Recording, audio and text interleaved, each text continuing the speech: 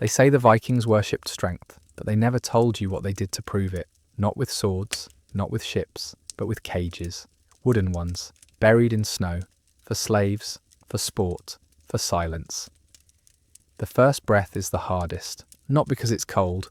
Cold is too gentle a word. It's because the air is so sharp it cuts your throat open on the way in. Blood might drip. You don't know. You can't feel your nose. You can't feel anything but wood behind your back and the crunch of frost beneath your legs. Welcome to the cage, rough-hewn, waist-high, reeking of pine sap and piss. It's barely big enough to curl in. And that's the idea. If you can lie down, you might sleep. If you sleep, you might survive. And survival, ironically, is not the goal here. You're not alone. There are 6 others, all shoved into their own boxes, spaced just far enough that you can hear each other breathe, or sob, or scream. But here's the thing. If one screams, that one dies. You're watching Hushed Historian, where truth whispers through time. If you enjoy what I dig up for you, subscribe so we don't lose our little historical connection. Thank you. The snow fell days ago, maybe weeks. Time is soft out here, like meat left too long in the sun. Except there is no sun. Just grey sky and the smell of burnt fat coming from a longhouse. You're not allowed to enter. You were taken 3 winters ago, maybe 4. The raid was fast. Screams, fire, the stench of wet wool, then rope around your wrists, then silence, then here. They called it the Game of Quiet. An offering to Odin, they said, a lesson in obedience, a purification of weakness. But it wasn't for gods, it was for men with too much meat and not enough war. The cage sits on open ground, visible from the village hearth. The children throw rocks, the old women spit. The men, they bet on which one of you breaks first. Your ribs press against frozen slats. Your fingers are purple, your teeth rattle like prayer beads in a storm. You try not to cry, tears freeze. And besides, crying is loud. The rules are simple, no sound, no help, no names. For 3 days and nights you sit, naked but for scraps, not to humiliate, to expose, skin to air, skin to snow, skin to judgment. 1 meal a day, if you can call it that. A cup of broth shoved through a gap. It tastes like pine needles and regret. You want to sleep. Sleep would be a kindness, but kindness is outlawed here. So you stay awake, shivering so hard your joints scream for mercy. You dare not scream with them. And still, the worst part isn't the pain, it's the others. The boy 2 cages down. No older than 12, whimpering on the first night, gasping on the second, gone on the third. The silence he left behind is louder than any cry. The reward? Oh yes, there's a prize for the last one standing. If you endure in silence, you earn your place back inside. Not as free, of course. Freedom is a joke they tell after their 3rd horn of ale. No, you become the preferred slave, warmer clothes, less whipping. A name, maybe, but never trust a Viking who smiles when he offers you hope. Your breath fogs the air, the wind picks up. Snow creeps into your ears, your mouth, your soul. You are not a person anymore. You are a question, one the village watches with morbid hunger. Who will crack first? But that wasn't even the worst part. The worst part is when they laugh, not loud, not mocking. Worse, it's the quiet chuckle of a man who thinks cruelty is a kind of wisdom. The Jarl watches from the longhouse steps, his fur-lined boots too clean for someone who rules through frost and fear. He squints at the cages, like a farmer checking meat. You are inventory, rotten or ripe. The second night is colder, which you didn't think was possible. Your body has stopped shivering, and that's bad. Shivering means life. Stillness means decay. One of the others, an older man, with a crooked nose and eyes like drowned coal, starts humming, not a song, a memory, something low and broken. It slips from his lips before he realizes, a single note, like breath on a blade. The guards hear. Of course they hear. They always hear. And then it happens. 2 men, thick-necked, red-faced from fire and boredom. They drag him out of the cage by his ankles. He doesn't fight.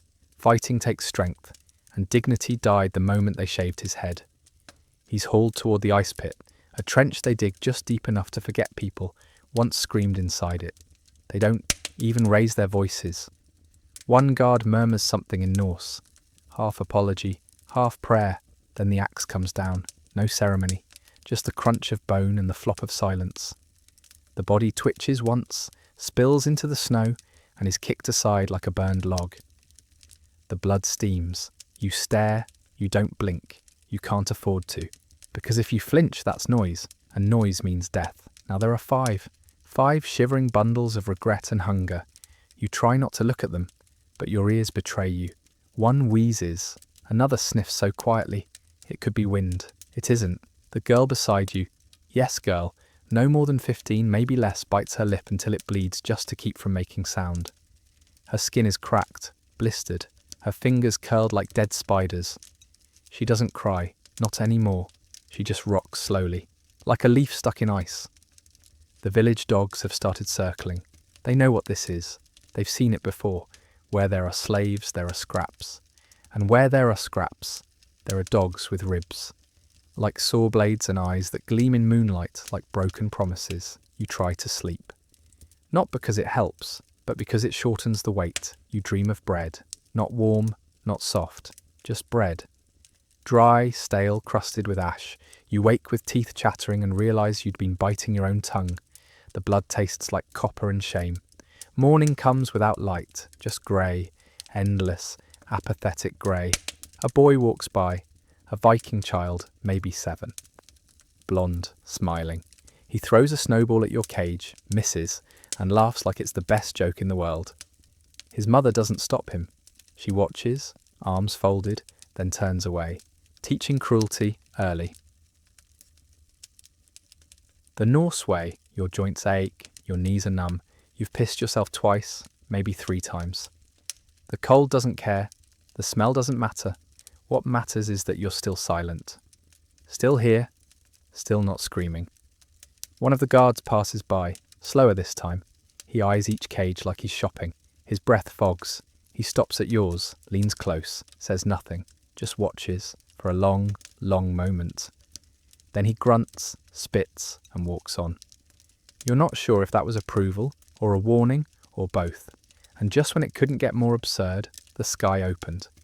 Not with snow. That would have been merciful. No, it came with sleet, jagged and wet. Each drop a betrayal.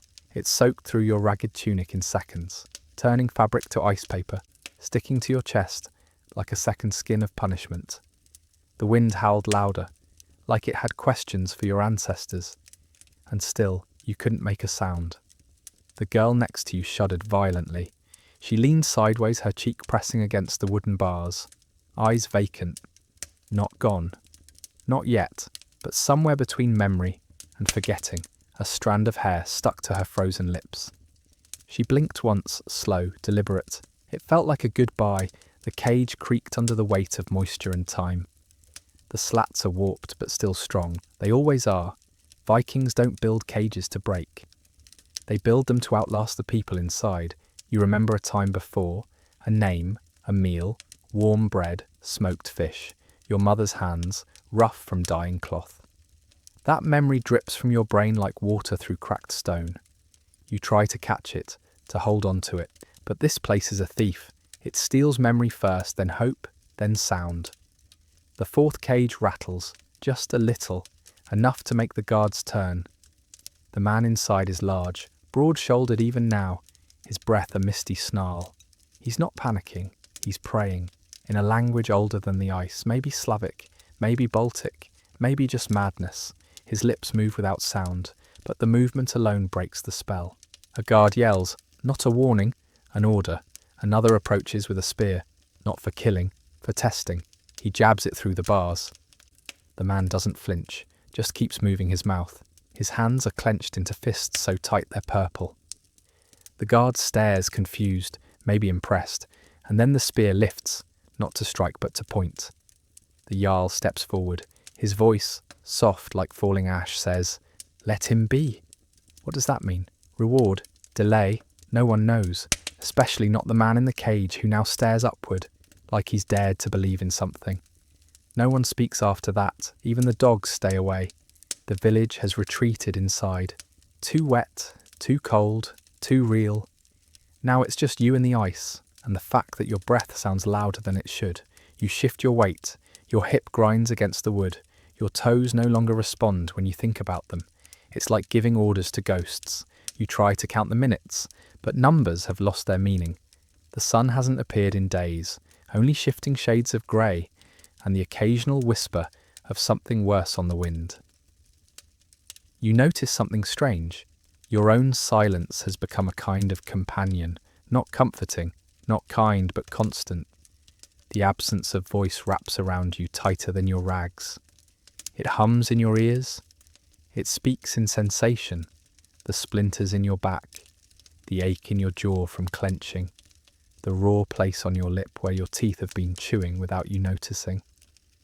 The girl coughs once, barely a breath, a sound smaller than a footstep, and yet it cuts through the silence like a horn blast. Your heart races. You look over. She knows they heard. A shadow falls across the snow, a guard, his axe low, his shoulders bored. He pauses at her cage. She looks up, eyes wide, defiant, brave, even now. She doesn't plead, doesn't cry, just watches him, jaw tight, as if daring him to call it noise. He waits and waits, then turns away. No strike, no order, just walks. Maybe mercy, maybe not worth the effort. Maybe saving her for later. If you think that's bad, wait until you hear what happens on day 3. The final day, the one they call the thinning. Not because the rules change, the rules never change, but because by then, most of you are either dead, unconscious, or close enough that it's hard to tell the difference. It's not about endurance anymore. It's about layers, how many you can strip off your humanity before your soul gets frostbite. You wake before dawn. Not because you want to, because the pain won't let you sleep. Your limbs are lead, your joints stiff, your bladder empty, thank the gods, because standing up to piss hasn't been an option for 2 days. You move your fingers. 1, 2, maybe 3 still respond. The rest feel like twigs, cold, brittle, and useless. The girl is still there, curled into herself like a broken doll, her eyes closed, breathing shallow, but breathing. A single icicle has formed along her upper lip, glinting in the dim light like a cruel joke. You want to say something, not out loud. You'd die, but inside. A prayer maybe, a promise, a name, but you've forgotten yours. The 4th cage is empty now. The big man? Gone, dragged out in the night. No one knows why. He didn't break, he didn't scream, he just vanished. Maybe that's the prize, or maybe he's buried beneath the snow. His silence deemed insufficiently poetic. Either way, he's not coming back. By mid-morning, the Jarl appears. Not alone, he brings guests. 3 men in cloaks of black and red. Foreign faces beneath thick hoods. One of them wears silver rings across each finger. The other 2 carry staffs with etched iron tips. They are not warriors, they are judges, religious men maybe, or worse, merchants of justice. They circle the cages slowly, speaking in low tones, occasionally nodding or pointing. They're not here to rescue anyone. They're here to watch, to observe the harvest of suffering, to take notes perhaps, to compare performances. You feel your stomach twist, not hunger, shame. Somehow, even now, part of you wants to impress them, wants to win. A horn blows, one long note. It echoes across the icy plain. The guards begin unfastening the cages. Not all, just 2. They open the first with care. The boy with frostbitten ears who hasn't moved since the 2nd night. He doesn't react when they lift him. His arms dangle. His head lolls. They check for breath. Shrug. Toss him into the snow, like a broken cup. Next is the girl. Her cage creaks open, and she tries to sit up. Fails, tries again. Her hands slip on the icy bars. A guard steps forward, grabs her arm, and pulls her out like spoiled meat. She makes a noise, not a scream, a gasp, half breath, half protest. The crowd tenses, but no axe falls. Instead, the Jarl raises a hand. Enough, he says. 1 word, that's all. The girl is carried away, not gently, not cruelly, just as weight. Dead or alive, no one says. No one asks. She's simply gone. Now there are three. You, a man with a burn scar across his cheek, and an old woman whose face is so lined it looks carved from driftwood. Her eyes are closed, not in sleep, in defiance. The cloaked men stop before your cage. One kneels, looks into your face, not unkindly, not kindly either, just measuring. His eyes are grey, cold, curious. He reaches through the bars and touches your cheek with one gloved finger. The leather is soft, warmer than anything you've felt in days. He smiles, says something in a language you don't understand, then nods and walks away. But something darker was coming. Not a storm, not death. Worse, a decision, the kind that strips away what's left of your dignity and asks you to smile through it. The kind Vikings relish. A drumbeat starts, slow, steady, a single thud against stretched hide, echoing across the village like a heartbeat with bad intentions. The remaining three cages, yours, the scarred man's, the old woman's, are surrounded, not just by guards this time, villagers too, children with wide eyes and dripping noses, mothers carrying bowls of broth, old men chewing leather strips like it's tobacco. They form a circle, and suddenly you realise your entertainment. The Jarl raises a hand, the crowd hushes, the three cloaked men stand behind him, like shadows with opinions. Then, from the longhouse, a fourth figure emerges. He's taller than the rest, not bulky, lean like a blade, wrapped in a black wolf skin, a gold ring hanging from his lip. His eyes don't scan the crowd. They're locked on the cages. He walks with the swagger of someone who's never been cold a day in his life. They call him Haldur. Not aloud, not yet. You hear it whispered through the teeth of the villagers. Haldur the splitter. Haldur the judge. Haldur who decides who lives, who serves, and who feeds the fire. He approaches your cage first, squats, stares. For too long, you wonder if this is what meat feels like before the knife. His breath smells like pine mead and cloves, too sweet. It makes your stomach churn. You're not dead, he says in passable Slavic. Impressive. You blink, not out of confusion. Just because your eyes are dry, you don't respond. You won't. You can't risk it. He moves to the scarred man. Smiles broader now. I know you from Miklagard, yes? You tried to kill one of ours. The man doesn't flinch. His left eye is swollen shut. The right one glares. No fear, just a silent plea to get it over with. Then to the old woman. Haldur crouches lower, face level with hers. You're the quietest of them all, he murmurs. No shivering, no pissing, nothing. Her lips part, just enough to reveal gums, teeth long gone. She chuckles, dry like dust spilling from a jar. Haldur stands, laughs with her, then turns to the crowd. We have three, he announces. One will serve, one will sleep, one will burn. The villagers erupt in shouts. Not fear, it's excitement. They begin arguing, loudly, betting again, the same way they bet on goats and axe throwing. You try not to listen, but the words seep in. The girl's gone, so the pretty one should serve, someone calls. No, the scarred one, he's strong. He'll be useful. Burn the old witch, she's seen too much. And then amid the chaos, a small voice. What if the quiet one can't serve at all? Silence. Haldur looks at you again. That true? He asks. Are you broken inside? You don't answer. He tilts his head. No tongue? Still nothing. Then he smiles, slowly. Good. He points at the scarred man. That one sleeps. A guard moves forward, lifts him from the cage, lays him on a sled with fur blankets, not comfort. Storage. He'll be thawed when needed. Then Haldur points at the old woman. That one burns. There's no ceremony, no drama. She's dragged toward the pyre, already lit. She doesn't scream. She doesn't beg. She spits into the fire before they throw her in. The flames crackle louder for it. Haldur turns to you. And you, he says, voice dripping with smug satisfaction, will learn what it means to serve in silence. He nods. The cage opens. Rough hands drag you forward. Your legs collapse under you. You don't care. You're still alive. But survival, as you're about to learn, has a price. Let's go back a bit. Back to the night before your first winter in the cage. Back when you still thought things could get better. You'd already been a slave for over a year, which meant you'd stopped flinching every time a door creaked or a man reached for a rope.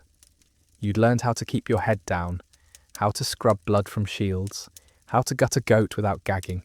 You even started recognizing words in Norse, not enough to speak, but enough to understand when someone said, "That one's slow," or "Don't bother feeding him too much."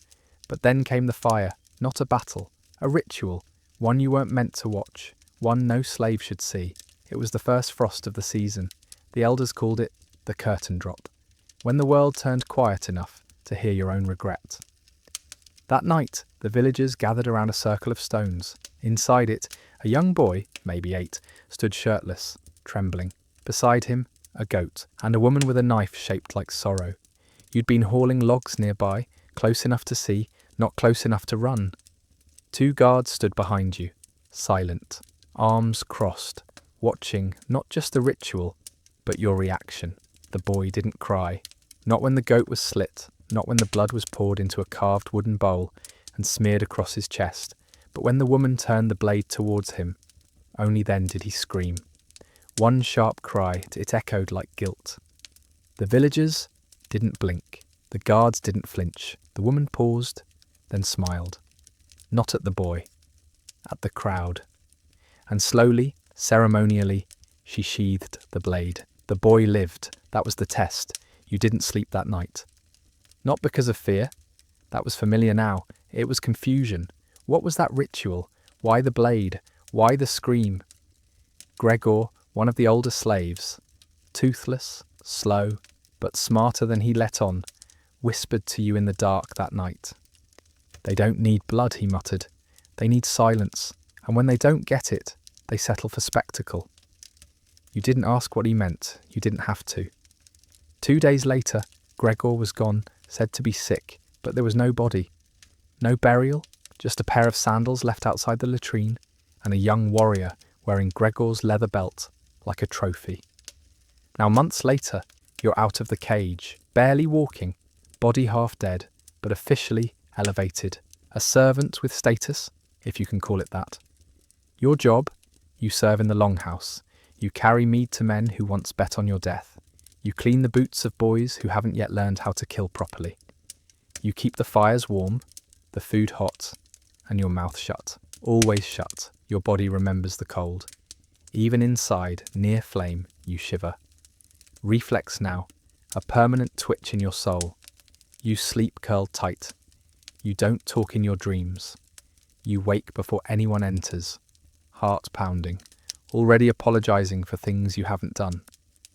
The Jarl nods at you now, not out of kindness, recognition, like a man might nod at a well-trained hound. You know commands, you know your place, you don't need to be told twice. The others, the regular slaves, they don't speak to you.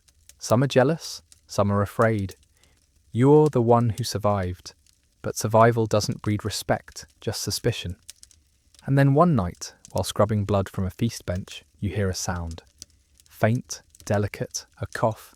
You look up, across the longhouse. It's her, the girl, the one from the cage, still alive, still here.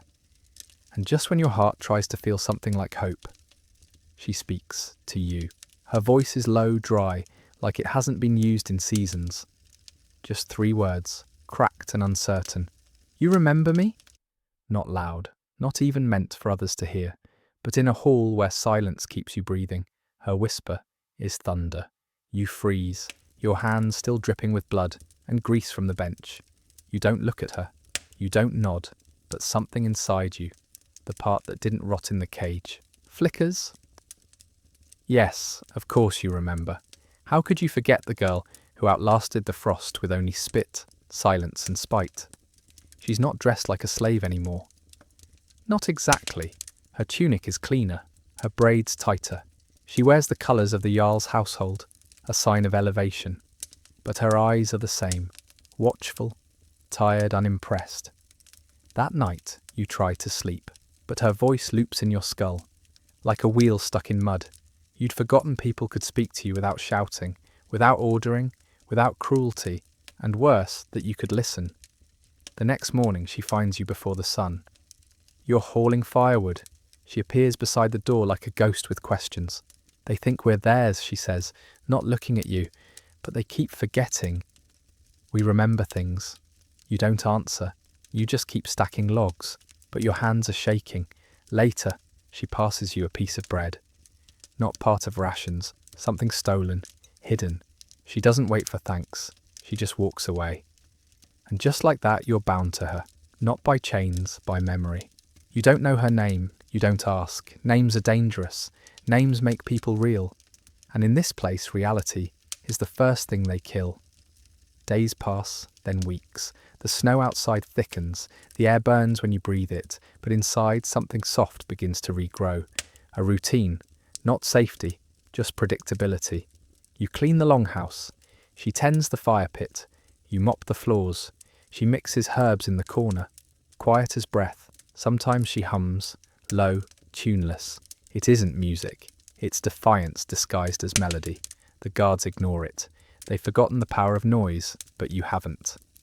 Then one night, the Jarl's youngest son, 15, drunk on too much mead and too little restraint, corners her near the hearth. He smiles, the kind of smile that's always followed by something broken. He grabs her wrist. She doesn't flinch. You see it from across the room. A single movement, a single second. You drop the jug you're carrying. It shatters. Loud, obvious. The boy turns furious, but not at her. At you. Idiot, he yells. Clumsy dog. You bow your head. Kneel. Submit. Not because you must, because she was about to do something irreversible. Later that night, she comes to you. A fresh scrape on her cheek, a fire in her eyes. Why'd you do that? She asks. You don't know. Or maybe you do. Because if she'd struck him, she'd be dead. And if she died, you'd be alone again. You owe me, she whispers. And I collect. You nod. Then she says the words that chill your spine more than the cage ever did. There's going to be another game of quiet. You blink. She leans in. But this time, it's not for slaves. And just like that, the world tilts. Not for the first time. But this time, the tilt comes with teeth. Another game of quiet. But not for slaves. You want to ask questions. So many your tongue aches from holding them back. But you know better. You wait. You watch. And she tells you what she knows. Not in a rush, but in pieces. Like a blade being sharpened one deliberate stroke at a time. It started with whispers. Not among the slaves. Among the sons, the younger warriors, the ones too eager to prove they bleed ice and think it's honour. One had insulted another during a raid. Something about cowardice and women. Another challenged him to a duel, but the Jarl said no. Too much blood wasted already, so instead, a challenge of silence. No steel, no shouting, just frost, stillness, and shame. They were to be caged, just like you once were, but with one difference, they would have an audience. She grins when she says that. It's not joy, it's vengeance dressed as amusement. They think they're strong, she says, voice like cracked bark. But they've never felt what we felt, not really. They've never earned silence, only demanded it. You shake your head. And what, we watch? She leans in. Her breath smells like sour bread and pine ash. We do more than watch. The idea plants itself in you like a splinter. Painful, persistent. You try to ignore it. Focus on your tasks. Clean, serve, survive. But the village is already changing. They're building new cages. You see them being carved behind the smithy. Fresh wood. Thick iron bands. New straw laid beneath. Not for warmth, for effect. The boys chosen for the game walk around puffed up like roosters. 5 of them. Sons of important men. Future Jarls. They treat it like a rite of passage. They laugh about it, boast about who will last longest. None of them notice the way the slaves stop to listen.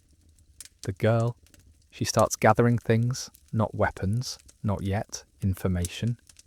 She watches who guards which doors, who drinks too much and falls asleep early. Which villagers have a soft spot for the quiet ones. She recruits 2 more, a mute boy who hasn't spoken in years, and an old woman who cleans the mead jugs with vinegar and secrets. They don't speak much. They don't have to. They remember too. The plan? Still unclear, but there's momentum now, like sled runners sliding toward a cliff. You don't know if you're driving or being dragged. And then one night, while refilling the Jarl's mead horn, you hear it. He's talking to Haldur, drunk but not sloppy. His words are clear, bitter, drenched in pride. Let them freeze if they must. Better they learn now what loyalty costs. Haldur nods. And the slaves? The Jarl snorts. If they survive it, they'll understand their place. If they don't, less mouths to feed come spring. You don't react, you just keep pouring, but your fingers grip the jug tighter than they should. You smell the mead, sweet and sharp, as it spills into the cup like spoiled gold. Later, the girl finds you behind the smokehouse. You repeat what you heard. Her face doesn't change, but her hands, they clench. That's our chance, she says. We don't just survive this time, we choose who does. And suddenly you understand. This game of quiet isn't for them, it's for you. And for the first time in years, you feel it again. The warm, unwelcome ember of purpose. The girl gives you a look that doesn't ask permission. It's the look of someone already committed, already digging a grave in her mind for someone who deserves it. You don't ask who she's planning to bury, you already know. Preparations begin quietly. Not with weapons, those come later. First comes the shifting of routines. You trade chores with other slaves. Strategically, you put yourself closer to the kitchens. She volunteers for firewood detail. The mute boy begins loitering near the forge, listening without being heard. The old woman, brittle as she is, starts sweeping near the Jarl's quarters. No one notices, because no one sees slaves unless they're bleeding or missing. And meanwhile, the village swells with anticipation. The cages are completed, 5 of them side by side, facing the longhouse like a stage. The sons brag about who will last longest. One even dares to bet his favourite hunting knife on himself. They laugh like boys who've never known hunger, who've never had to hold in screams while their skin cracked open under frost. The game of quiet is scheduled for the next full moon, 2 nights from now. They say it's symbolic, something about proving loyalty to the gods during the darkest week of winter. But it's not about gods, it's about dominance, always has been.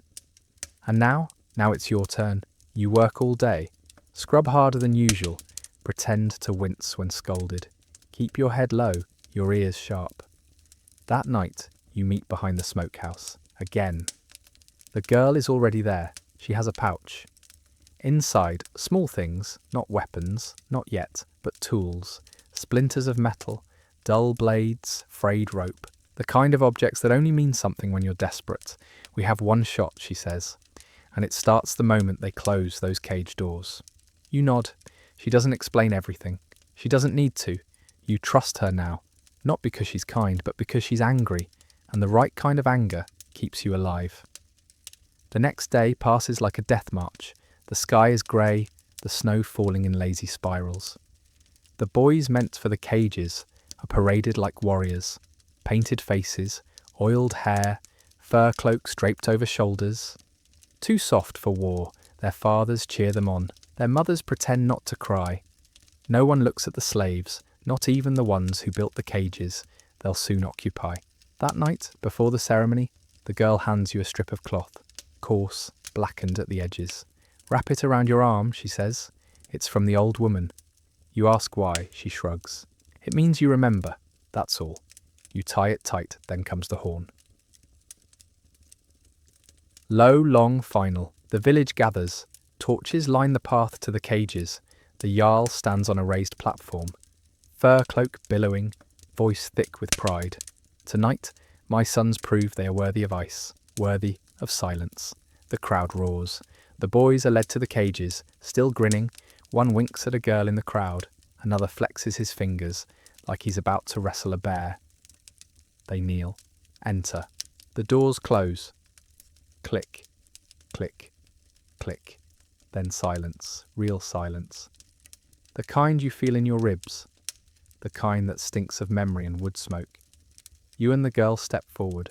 Not into the circle, but near it, just close enough. She glances at you. Ready? You nod. Then let's see what silence teaches them. The girl's words hang in the air like frost, invisible but felt in the bones. You don't smile. Neither of you do. This isn't about revenge. Not really. It's about echo, making them hear what you couldn't say, making them sit in the silence you once died in, bit by bit. The cages groan as the boys shift inside. Their bravado has dimmed, Not gone, but strained. The first hour always fools them. They sit tall, hands tucked under arms, trying not to show they're already regretting every jest they made. The crowd watches like wolves in furs. The Jarl sits with his son's mothers and drinks mead like it's a spell against guilt. Then the girl moves, subtle. She kneels beside the nearest fire and feeds it a twist of herb from her pouch. Nothing fancy, just enough to change the smell. Sweet, then sour, something unfamiliar. Heads turn. What's that? A villager mutters. New pine, someone lies. The smoke changes colour slightly. A hint of blue in the grey. It curls toward the cages. The wind cooperates, for once. The boys inside flinch. They blink. They sniff. One rubs his eyes and shifts too fast. The cage creaks. No one speaks. But a few guards glance toward each other. Suspicion hasn't dawned yet. Only confusion. Then comes the real trick. The old woman, the vinegar jug scrubber, limps into the circle, slowly, carrying a pot of broth, steaming. Thick. She walks toward the Jarl, bowing low. Too low, spilling just a splash, right near the fire pit. The hiss is small, but the smoke it births is bitter, astringent. It slithers into the noses of the crowd. A child sneezes, a warrior coughs. One of the caged boys, the cocky one, the winker, jolts. He can't help it. His fingers clench, the cold, the fumes, the pressure. It all mixes into a reflex. He hits the bars with his shoulder, just a tap, but the sound is unmistakable. A murmur spreads. The Jarl's brow furrows. He gestures. A guard approaches the cage, peers in. The boy inside tries to look confident, but his mouth twitches. His breath comes too fast. The guard says nothing, just walks back, but the crowd now watches with sharpened eyes. They smell weakness. The girl whispers to you, "That's one." You glance at the others. The mute boy is ready. He's near the livestock pen. You watch as he throws a handful of something over the fence. Fermented hay, soaked in old goat piss. The stench hits fast, unnatural. One of the villagers gags, another shouts. Someone laughs nervously, but the scent drifts again, right toward the cages. Now the boys are visibly struggling. One is rubbing his nose against his sleeve, another coughs into his elbow. Eyes darting. The wind has turned. Your memory turns with it. This is how it started for you. Day 1, a little discomfort, then panic. Then silence became something else, a weight you couldn't scream beneath. Now it's their turn. Then a noise, sharp, panicked, a bark of laughter. No, a yelp, a suppressed sob, the youngest one. Barely more than a child. His hand slaps the side of the cage, instinct. The crowd reacts, gasps. The Jarl rises. "Who broke?" he demands. No one answers, until the boy, trembling, raises a hand. I slipped, he mutters. A mistake. The first word, the first sound. The Jarl turns red. "Silence was your vow," he roars. The guards move. 2 grab the boy. He's dragged from the cage, kicking, crying. The villagers don't cheer. They don't need to. The game has begun. But none of them know. This game belongs to someone else now. You feel it in your chest as they drag the boy away. His screams muffled by fur gloves, and the shame of spectators pretending not to enjoy it. There's a shift in the air, subtle, but real, the villagers murmur. Some glance toward you and the girl, most don't. But enough do, enough to confirm what you already knew. Something's bleeding through. You watch the Jarl's face. He's angry, yes, but confused too. One son disqualified before midnight? That wasn't part of the script. He thought this would be a spectacle of strength, not a slow rot of control. And that's the point, isn't it? The girl whispers. He'll send someone next, to make sure. Sure enough, a guard walks the perimeter of the cages, torch held high. His eyes scan the bars, the boys within, the air between. You and the girl retreat into the shadows, not hiding, watching. You've learned that being invisible doesn't mean being unseen. The next hours stretch, cold deepens, the fire pits are refueled, but only for the crowd. The cages remain as they are, dark, silent, slowly freezing. The second boy, the one with braids and a cleft chin, begins to tremble. Barely, just a shake in his knees, a clench of his jaw. You recognize it instantly. It's the beginning of surrender, but the guards don't, not yet. The girl steps beside you again. In her hand, is something sharp. Small, rusted, not a weapon, a reminder. This was in my back, she says, when they dropped me in the cage the first time. It lodged in my shoulder. I kept it. You know why? You nod. Because pain has memory. And memory, when aimed correctly, cuts deeper than steel. You don't speak again for hours, but you don't need to. The second boy cracks just before dawn. It's not a shout, not even a word, just the sound of vomiting, loud, wet, undeniable. The crowd reacts with mixed horror and delight. 2 down, 3 remain, but something else is happening now. You see it in the villagers. Doubt, not in the game, in themselves. They remember. Some of them were there during your year in the cage. They watched you freeze, piss yourself, bleed from your gums, starve on nothing but hope and melted ice. They're seeing the mirror now. Their sons twisted into silent puppets, cracked with frost and shame. And shame, unlike silence, echoes.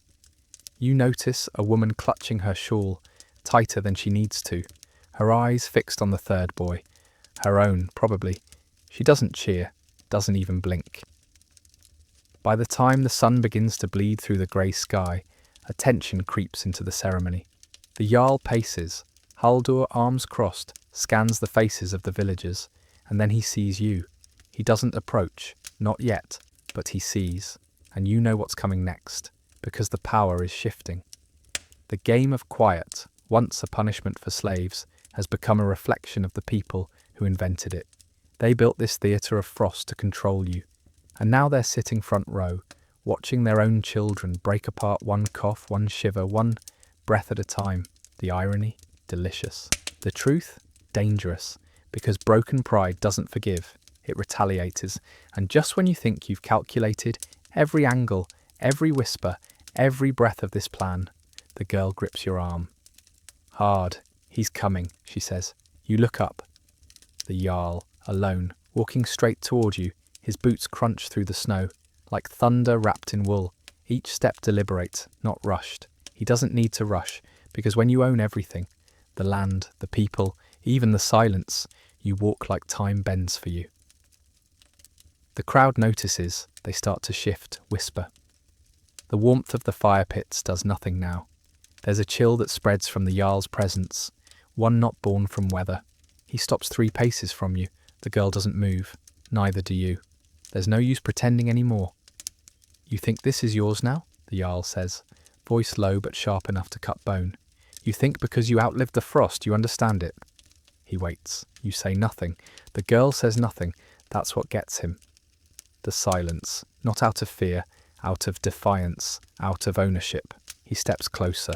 His breath smells of smoke and meat. His eyes, red-rimmed and sunless, flick from your face to the girl's.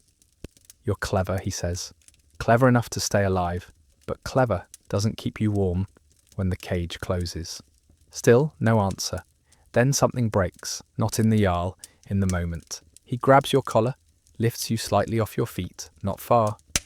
Just enough to remind you that even now, your body remembers how to be helpless. The crowd watches, frozen. The girl's jaw clenches, but she doesn't move. Then the Jarl whispers, so only you hear, you've taken something from me, my son will remember this, and I will remember that you made him feel small. He drops you, you fall hard, knees in snow, hands scraping ice, but you don't look away. He turns to the crowd, lifts a hand. The game of quiet, he announces, ends at dusk. One will remain, the rest will be judged. The villagers murmur. That's not tradition. That's not how it works. But none challenge him. The Jarl walks away, back toward the longhouse, not in triumph, in retreat. You sit there, snow soaking your sleeves, your breath thick and fast, your heart drumming in your ears. The girl kneels beside you. You all right? She asks. You nod. He's afraid. Good, she says. Now we make him bleed. And here it is. The turn, the twist. Because survival wasn't the plan anymore. Now it's about memory. The next few hours pass in shards. You barely notice the villagers beginning to leave. The cold deepens. The sky shifts from iron to violet. Of the 3 boys left, only one still pretends he's fine. The other 2 are wilted, shivering husks wrapped in furs too thin for pride. One of them, the cleft-chinned one, finally breaks, a sob. Short, pathetic, but enough. He's dragged out, no celebration this time, no jeers, just tired hands and colder eyes. Now 2, and the girl, she's gone, vanished. No one saw her leave, not even you. Panic claws at your throat. You glance around, searching for her in the crowd, in the shadows, anywhere. Then, a flicker of movement near the cages. She's there, in the dark, behind them. You don't know what she's doing until you smell it. Smoke, not from the fire pits, from the back of the cages. The hay. It's burning, the dry straw layered beneath the cages. You smell it before you see it. Sharp, earthy, tinged with oil. Then the smoke rises, not thick yet, but steady. Grey fingers crawling upward, like they remember what it means to be angry. And still, silence. The crowd hasn't noticed, not yet. They're distracted by the second boy being dragged away, his pride unravelling with every step. The Jarl watches him with disdain. Haldur whispers something at his side. The guards nod, moving like vultures called to a feast. But the girl, she moves faster. She's crouched behind the cages, low, hidden by snow-dusted crates, and the lazy arrogance of men who think slaves don't return fire. She holds a torch now. Where she got it, you'll never know. Maybe it was stolen. Maybe someone handed it to her. That's the thing about rebellion.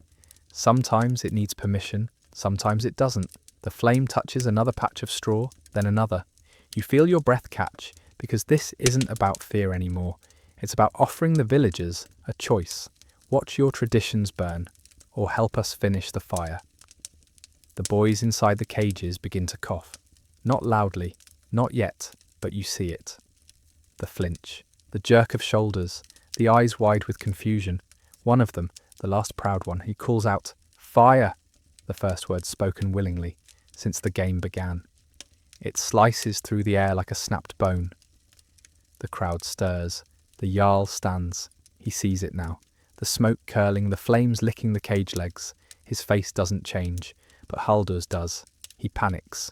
"Guards!" he shouts. "Douse it! Move!" Chaos erupts. Villagers scream. Buckets are fetched. Snow is shoveled. But it's too late. The fire isn't large, not yet, but it's strategic. Placed at weak points. Not meant to consume. Meant to humiliate. The girl moves from shadow to shadow, melting into the scene like smoke herself. She's smiling now. Just a little. The kind of smile you save for funerals. You're still frozen, watching, heart hammering like it wants to escape your ribs. Then a hand grabs you, the mute boy. He gestures, urgent. You follow. He leads you behind the smithy. There in the snow lies the first disqualified boy, the one who sobbed and was dragged away. But now he's bound, wrists roped, mouth gagged, and his eyes scream betrayal, because the villagers didn't just eject him from the game, they made him vanish. Collateral, tot garbage. Plan changed, the mute boy whispers, his first words in years. You stare at him, he shrugs. Time's short. Behind you the cages groan. One of them collapses partially. The wood scorched. The last remaining contestant stumbles out. Half coughing, half sobbing, the game is over, but no one cheers, because they all see it now. The stage is burning, and the actors have stolen the script. The Jarl bellows something, but it's lost in the roar of voices. Villagers shouting, guards shouting louder, children crying. You glance around. Where's the girl? Then you see her, standing on a barrel near the largest fire pit, arms raised, not to surrender, to speak. Silence is not survival, she screams. Silence is what they use to keep us dead while breathing. The words slap the crowd like ice water. Some flinch, some freeze, some nod, and that's the moment everything fractures. Not the village, not the cages. Belief. The belief that the world works because the strong say so. But that wasn't even the worst part. The worst part was watching the silence dissolve. Not into justice, not into vengeance, but into something messier, something no one could control. A riot of whispers. They didn't storm the Jarl, they didn't free the slaves. That would have been too clean. No, they hesitated, stumbled. The fire smoked, the girl's words echoed. And the people, gods help them, started to think. The Jarl knew it instantly. That look on his face, Not rage, not yet. Calculation, like a wolf backing up. Not because it's scared, but because it needs a new angle to strike. He raised his hand, not for quiet, but for steel. "Seize the girl," he roared, and just like that the spell snapped. 2 guards lunged, the barrel tipped. She vanished again, not magic, just timing. She ducked into the chaos like a bird finding wind, but this time, not even you could see where she'd gone. The crowd divided. Some still frozen in disbelief, others moved to help the guards. A few stepped backward. Away. Not with you, not against you, just tired. That was the worst betrayal. Not the blades, not the beatings, the apathy. The way people could witness cruelty burning in their faces and still wait for someone braver to do the right thing. The mute boy pulled at your sleeve. "Now," he whispered again. You followed, back behind the smithy, then around the storage sheds. The disqualified boy still lay tied. You passed him without pause. He had chosen not to speak until it cost him everything. That was enough for you. The girl met you at the edge of the grain barn. Breath ragged, hair wild, a cut on her cheek now, leaking down her jaw like punctuation. "They're closing the gates," she said. You blinked. "The outer ones?" She nodded. "No one gets out unless someone dies first." And she meant it. You looked back toward the fire. The cages had collapsed completely. The flames were dying, not from snow, but from lack of fuel. The drama was over. The pain, however, had just begun. The Jarl stood at the centre now, blade drawn. His guards had formed a wall, not just around him, around control. He held something in his hand, a strip of blackened cloth. "Yours." He dropped it to the snow. "This is what rebellion buys you," he shouted. "Smoke, cowardice, ash." Then he turned toward the villagers. "And any who stand with them, join them. But know this, the gods favour order, not chaos." You expected cheers. You got snow crunching under uncertain feet. But then a voice. Small, from somewhere near the chicken coop. "Order doesn't starve us in winter." Another. "Order didn't save Gregor." And then louder. From someone you hadn't noticed until now. A woman, hair braided, eyes sunken. "Order made us watch." The silence that followed was different, not submission, suspension. Even the Jarl felt it. You could see it in the way he tightened his grip, scanned the crowd like a man realizing he was outnumbered in spirit, not swords. Then the girl stood tall. You said silence was sacred, she called, but we kept it, and still we burned. That did it. A stone flew, not big, just enough to hit a guard's helmet. Another followed, then snowballs, then fists, and the crowd was moving. Not as one, not as warriors, but as people who'd finally remembered how to feel. But something darker was coming. Not from the Jarl, not even from the guards. It came from within the crowd. A slow, grinding realization that they could never go back to before. Before the cages caught fire. Before the girl raised her voice. Before shame peeled their skin from the inside out. Because now, silence didn't feel sacred. It felt complicit. The crowd surged, some toward the guards, throwing fists, tools, snow-packed stones. Others ran, not out of fear, but into houses, retrieving old weapons left from raids, hunting trips, buried grudges. It wasn't coordinated. It wasn't clean. It was messy, improvised, human. The Jarl's guards, seasoned, brutal, held their line at first, shields raised, formation tight, but the villagers didn't attack like warriors.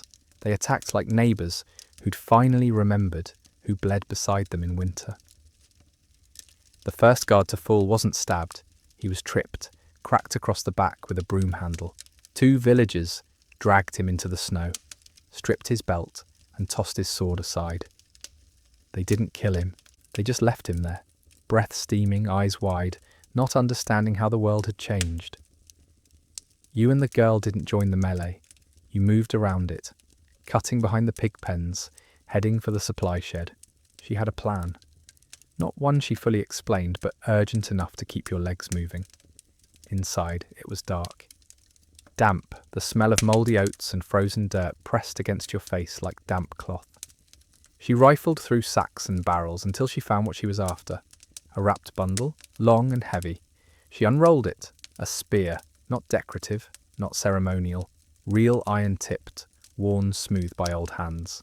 "Belonged to my father," she said, almost reverently, "before they caged him." You nodded. She handed you a knife, short, rusted, but still sharp, the handle wrapped in hide that smelled of old sweat and rotted leather. You took it, then a sound.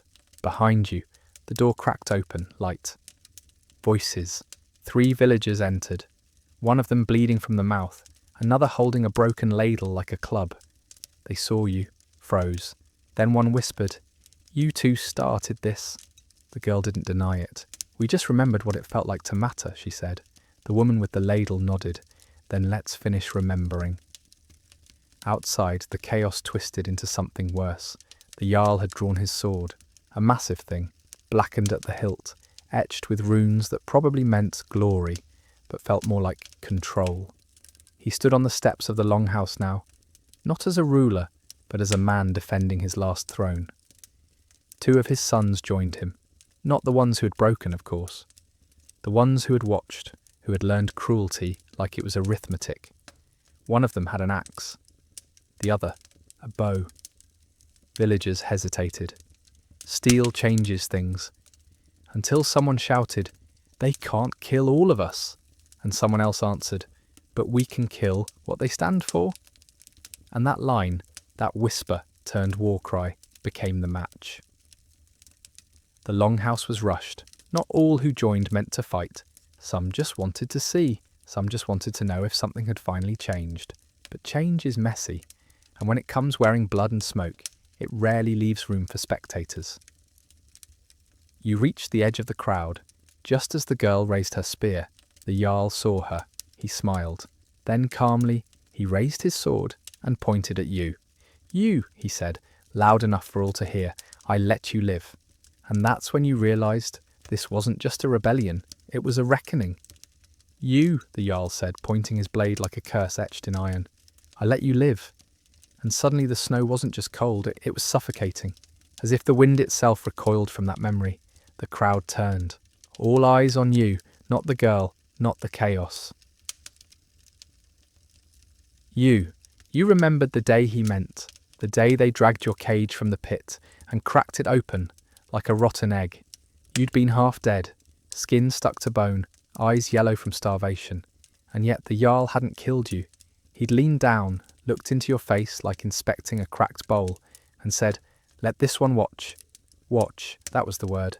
Not live, not recover, just watch. Like a mirror cursed to reflect pain but never change it, until now.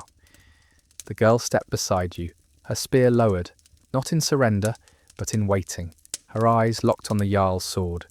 Calculating, you raised the knife, not high, just enough. The Jarl saw it. His sons readied themselves. The crowd tensed. Somewhere, a woman sobbed. Somewhere else, metal scraped metal.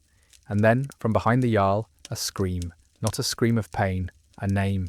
Eirik. It came from a slave. No, not just a slave, a mother. You recognized her. You'd served beside her. Broken ice with her to clean linen. You hadn't even known she had a son. But now she did. One of the Jarl's sons turned. And in that split second, that single breath of distraction, the girl moved. Her spear flew. It didn't aim for the Jarl. It aimed for his son. And it found its mark, straight into his thigh. He crumpled. Not dead, but screaming. The Jarl turned, eyes wide. Too late. That moment, that flinch, was all the villagers needed. They surged again. This time not with fear, not with fire, with purpose. The Jarl slashed at the first who approached. Blood sprayed across the snow, like spilled ink, but there were too many. Holdur roared beside him, swinging wildly.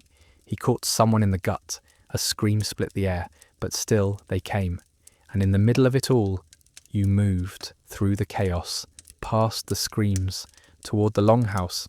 The girl had told you once, quiet and bitter, his strength lives in his house. Burn that, and he's just a man with a sword. So you ran. Behind you, the Jarl howled orders, his voice fractured, his authority a collapsing tent in a blizzard. You reached the longhouse door. No one stopped you. They were all too busy remembering what justice might feel like. Inside it was quiet. Too quiet, until you heard it. Crying, not loud, but raw. You followed it to the rear chambers. There, huddled by the hearth, were 3 children, small, frightened, too clean to be slaves, too young to understand. They were legacy, the Jarl's grandchildren. You froze, knife in hand, history in your fist, but you didn't move. You turned, left them there, because justice is loud, but it isn't blind. Outside, the village burned, not in flame, in memory, in noise, in finally letting the silence die screaming. And just when you thought it might end, the Jarl's voice rang out again. Cowards! You call this strength? You let slaves lead you? No one answered, so he raised his sword again and aimed it at you. The Jarl's blade glinted in the half-light, blood slick and shaking slightly, not from fear, but from fury barely reigned. You stood alone now, the longhouse at your back, your fingers still clutching the knife. Like it was anything more than a suggestion of resistance, he took one step forward, then another. The crowd watched, stunned into stillness. Not because they wanted you to fall, but because history had paused, holding its breath to see what would shatter first, the Jarl's pride or your defiance. You, he said, voice rising, were supposed to die in that cage. You didn't answer, because he was right. You were supposed to die in that cage, supposed to freeze, to rot, to be forgotten, a whisper eaten by winter, but you didn't, and that alone made you dangerous. Behind him, the girl was watching. She held her spear again, plucked from the ground, like a branch pulled from the river. Her eyes met yours. She didn't nod, didn't move. She waited. This was your fight, the Jarl charged, fast for his age, like a bear crashing through underbrush, all weight and rage. You sidestepped barely. His blade missed your throat by inches, slicing air so fast it stole your breath. You ducked low, drove your knife forward, not aiming to kill, just to prove you could touch him. The tip met leather, skidded, caught skin. He hissed, more insulted than hurt. Rat, he spat. You think you can bleed me? Yes, and you just had. The crowd saw it, the blood, the smear across his tunic, small but undeniable. The Jarl came again, this time slower, measured. He circled, his sword rose, then dropped with brutal intent. You blocked with your forearm. Pain shot up to your shoulder, like fire under the skin. But you didn't fall. Instead, you drove your elbow into his gut. He staggered, only for a second, but a second was all the girl needed. Her spear flew again, not to kill, not to save, to tip the scale. It clipped the Jarl's heel. He fell, and that was it.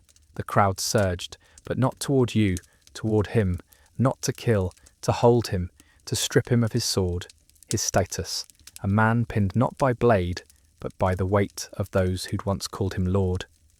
The Jarl screamed, bit, fought, but it was over. The girl joined you, her breath steaming, her eyes wet with wind or memory. You couldn't tell. He'll never forget this, she said. You shook your head. He doesn't get to remember alone. You turned back to the crowd. The villagers stood now, in a ring around the fallen man. Some wept, some glared, a few just stared at their own hands, as if shocked they'd used them. The mute boy appeared beside you, his face bloody. One eye swollen shut, but he smiled. You did it, he said. No, you replied. We started it. The fires had died down. The cages were ash. The longhouse still stood, but something larger had collapsed. Something older. The belief that silence protected anyone. The girl raised her spear. This isn't victory, she said. This is memory, and if we don't carry it right, it'll chain us again. No one cheered, but they listened. That was enough. And just when you thought the cold had settled, a gust of wind brought a scent, not smoke. Blood. Fresh. Not from the Jarl, from the forge. Someone else had been watching, and they weren't done yet. The scent hit you again. Thick, metallic, bitter as regret. Blood. Not from battle frenzy or Jarl's punishment, but fresh and deliberate, clean, surgical. You turned toward the forge, smoke still lingered near the chimney, curling like a question no one wanted to answer. But it wasn't the smoke that drew you now, it was the silence around it. Too quiet. Even the chickens had gone still. The girl noticed it too. She looked at you. There shouldn't be any fire there. The smith was in the square. You didn't wait, you ran.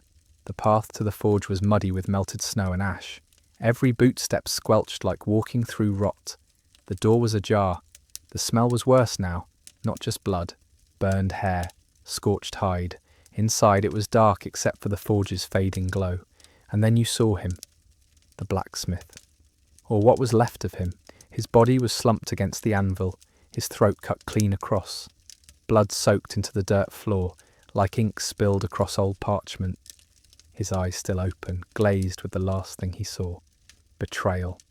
Not from the crowd, from someone who wanted the old ways to survive.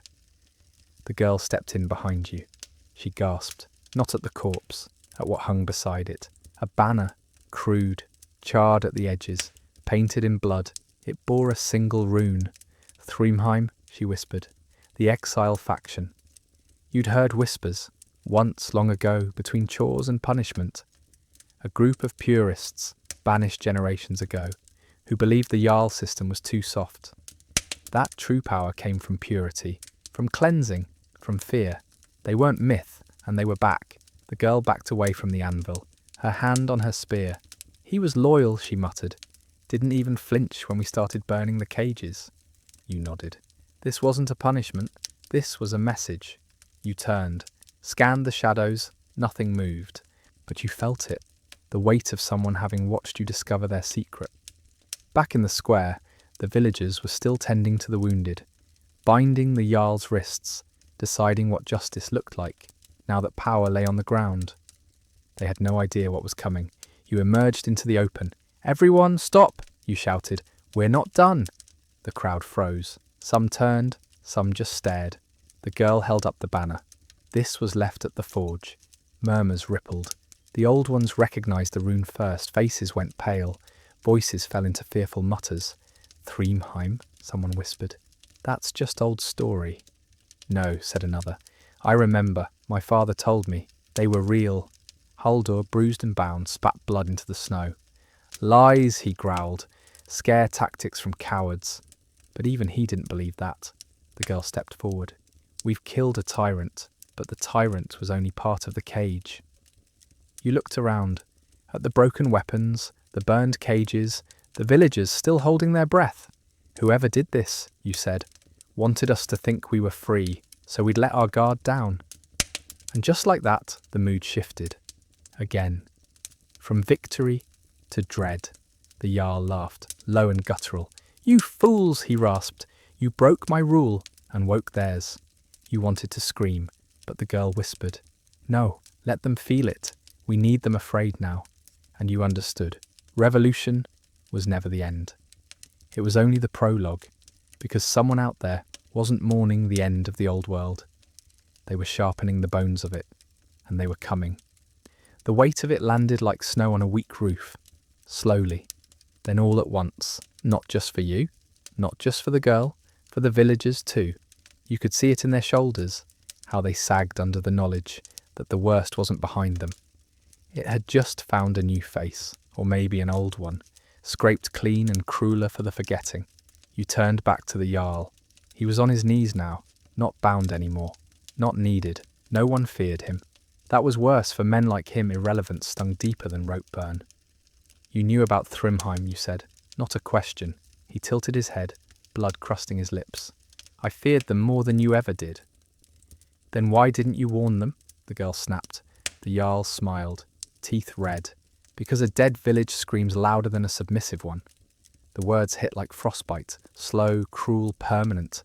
Someone in the crowd gasped, someone else wept. The forge wasn't just a message, it was bait, a signal flare. And now the wolves were circling. They'll come at night, the mute boy whispered. They don't believe in sunlight, only consequence. You turned to him. How do you know that? He shrugged, looked down. Because once they tried to take me, and suddenly you saw it, the way he flinched at bells, the way his hands trembled near fire. It wasn't just trauma, it was memory with teeth. The girl turned to the crowd. Then we prepare, she said. Now, not tomorrow, not when they arrive. Now. Some hesitated. A few even looked toward the tree line, as if they could already see shapes moving beneath the boughs, but most nodded, because fear, when focused, becomes something dangerous. Unity. The rest of the day passed in blur and grit. The women gathered tools. The children were moved into the longhouse, fortified with barrels and crates. Every able body was handed a weapon, even if it was just a hammer, a fishing knife, a pitchfork with splintered teeth.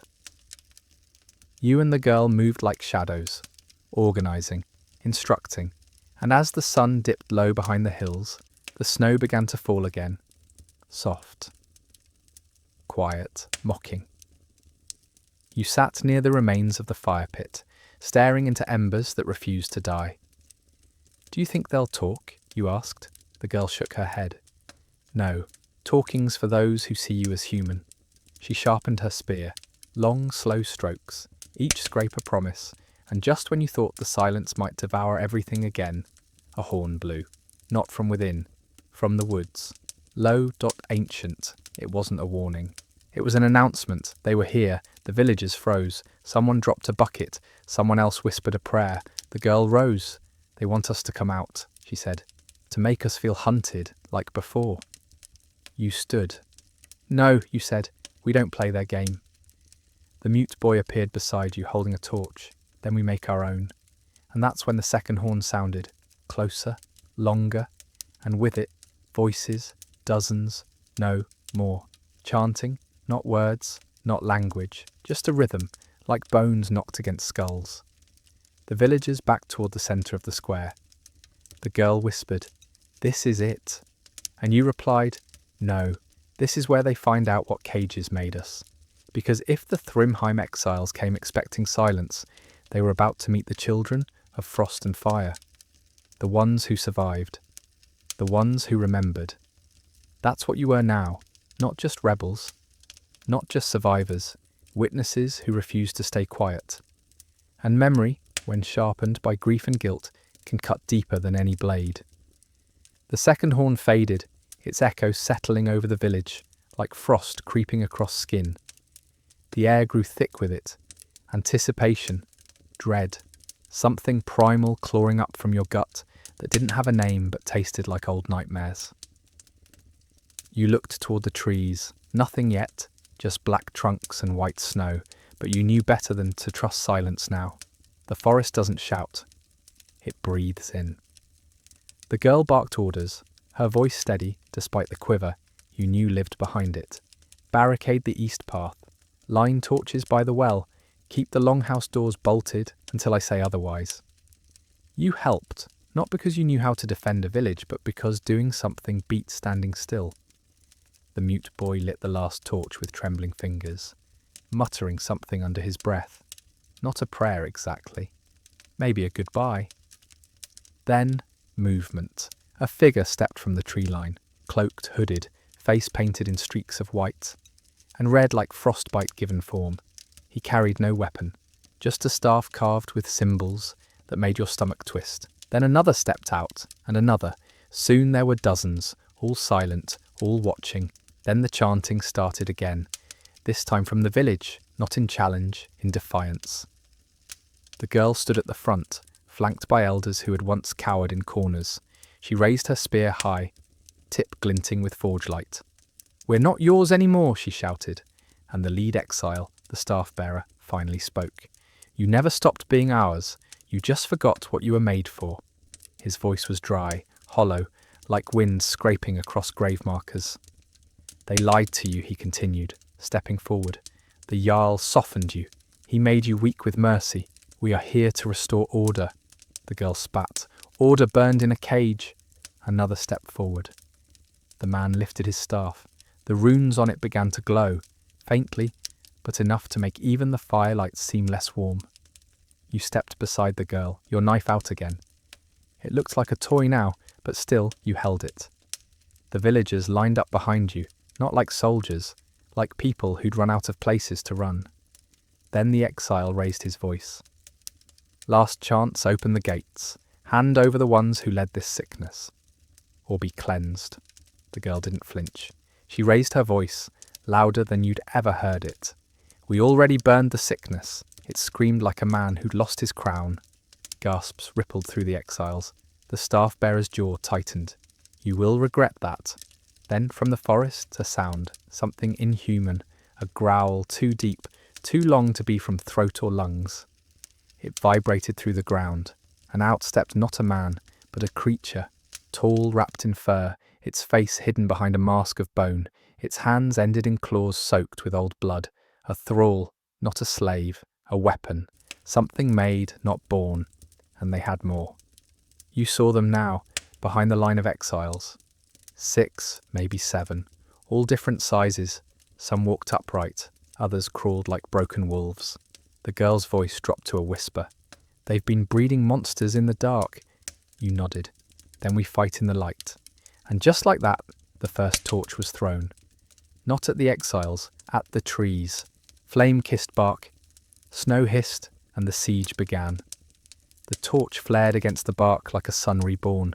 Flames spread upward, hungrily licking frozen limbs, casting long, dancing shadows across the frost-bitten ground. The forest lit up not in defence but as a warning.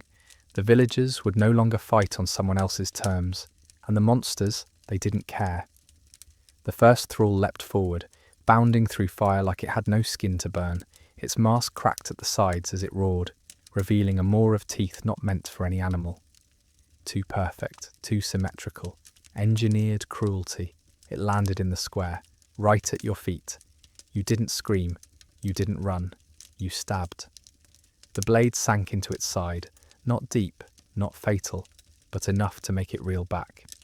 Enough to make it notice. It swiped at you, claws grazed your chest, shredding hide, tasting blood, but you held your ground. Then the girl was beside you again. She moved faster than thought. Her spear drove straight through the creature's throat. It made no sound, just shuddered, bled and collapsed like meat tossed on the snow. The villagers rallied. They didn't cheer, they didn't celebrate, they swarmed. The second thrall fell to 3 pitchforks in the ribs. The third was drowned in hot oil from the forge bucket, its mask melting into its face, but they just kept coming. From the trees, from the snow, from memory, and behind them, the exiles, still chanting, still moving in rhythm. You saw the staff-bearer raise his arm, and that's when you knew they weren't here to conquer. They were here to erase everything. The girl shouted orders. The mute boy relit torches from the fireline, tossing them to rooftop after rooftop. Not to burn the village, to light it, to give you sight. The villagers fought like people who had nothing left to lose, because they didn't. The Jarl lay in the centre square, bound, gagged now, eyes wide as his once feared world crumbled. Blood splattered across his face, not his own. He was a relic, a monument to a fear no one prayed to anymore. You ducked beneath a thrall's swing, rolled through slush, came up with a hammer in hand. You didn't think, you crushed, bone snapped. It dropped. Then a woman screamed, not in pain, in warning. You turned. The staff-bearer was walking straight through the fire, unafraid, unburned. His staff struck the ground. Sparks leapt. His chant shifted pitch. No longer a rhythm, but a command. The thralls around him grew still. Then their eyes turned white. No irises, no pupils, and they attacked again. Harder, faster. Now they felt nothing. The girl grabbed your arm. We have to stop him. How? You asked, breath ragged. He's not human. She looked at the staff, then at the forge. Maybe he doesn't have to be. And just like that, the plan sparked in both your eyes. Forge heat. Fire iron. Destroy the symbol. You ran. Past the bodies. Past the screams. Into the forge again.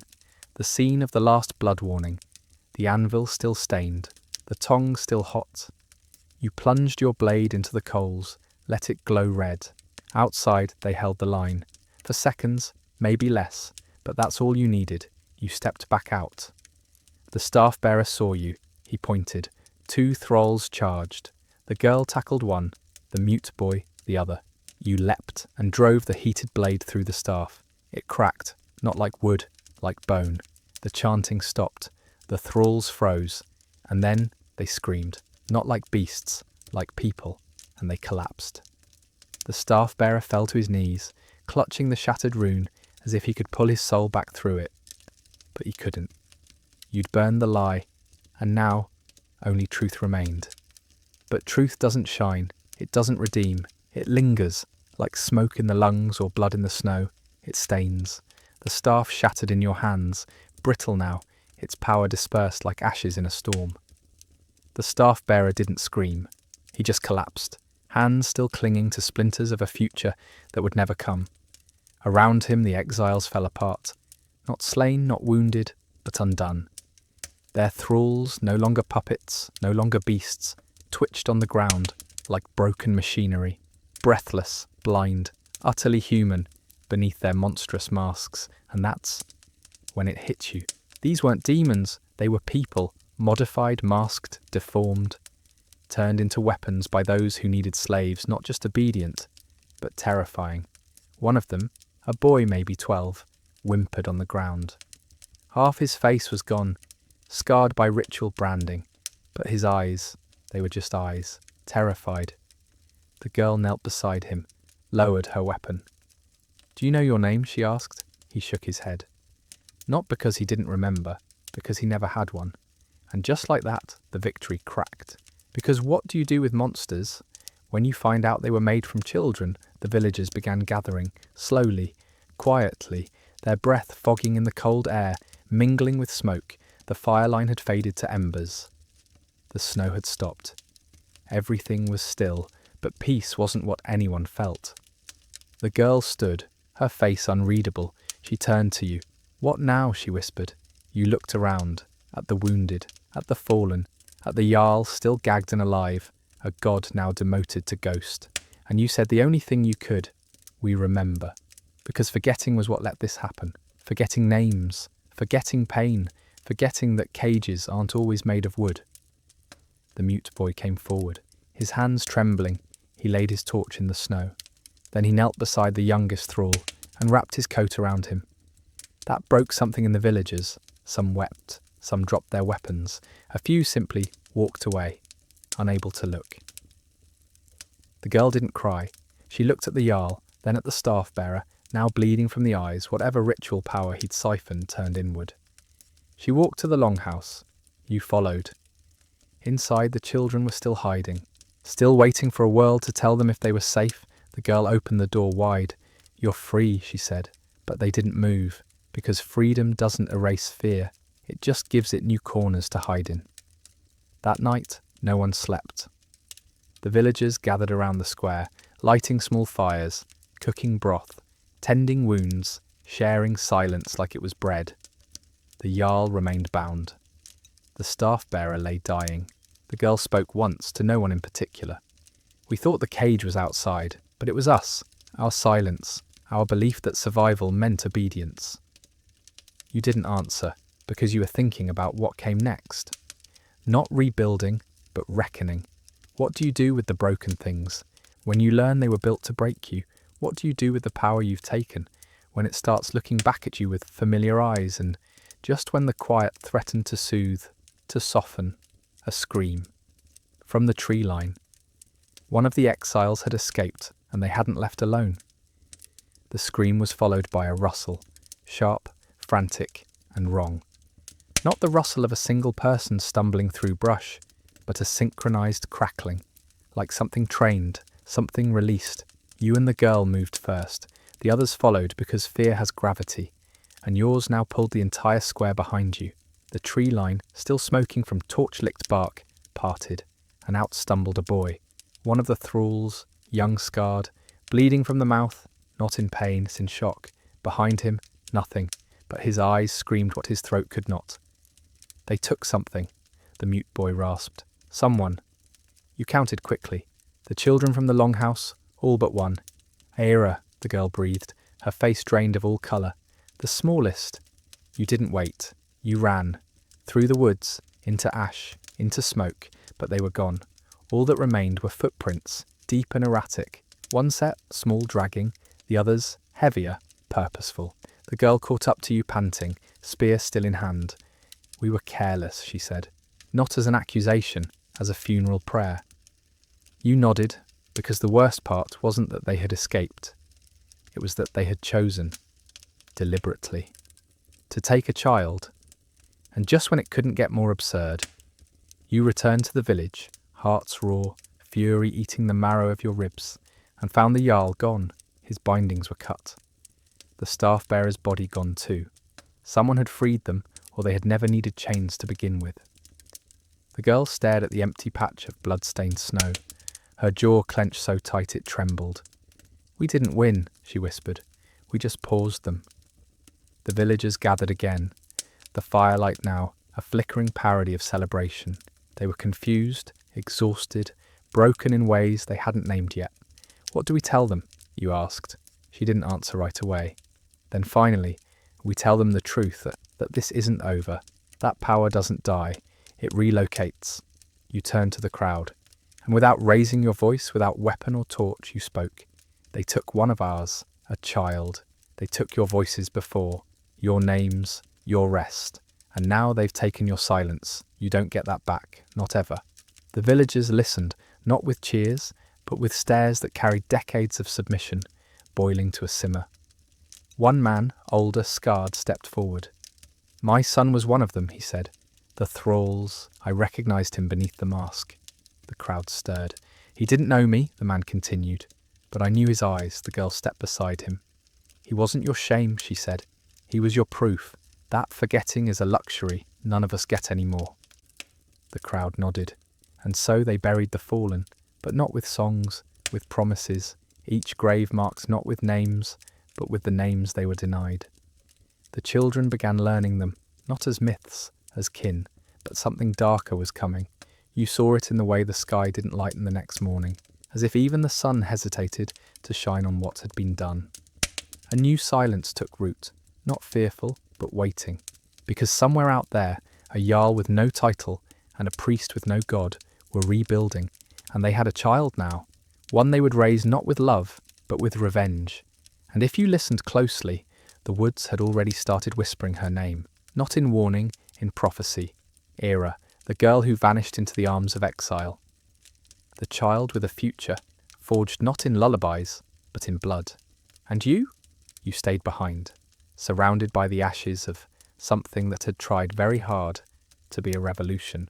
But ashes don't care what they used to be. They settle, they bury, they choke. The villagers tried, gods they tried. They rebuilt walls, dug new wells, sharpened their tools, but the air had changed. Every shadow now asked questions. Every branch crack in the forest made someone reach for a weapon. They slept in shifts.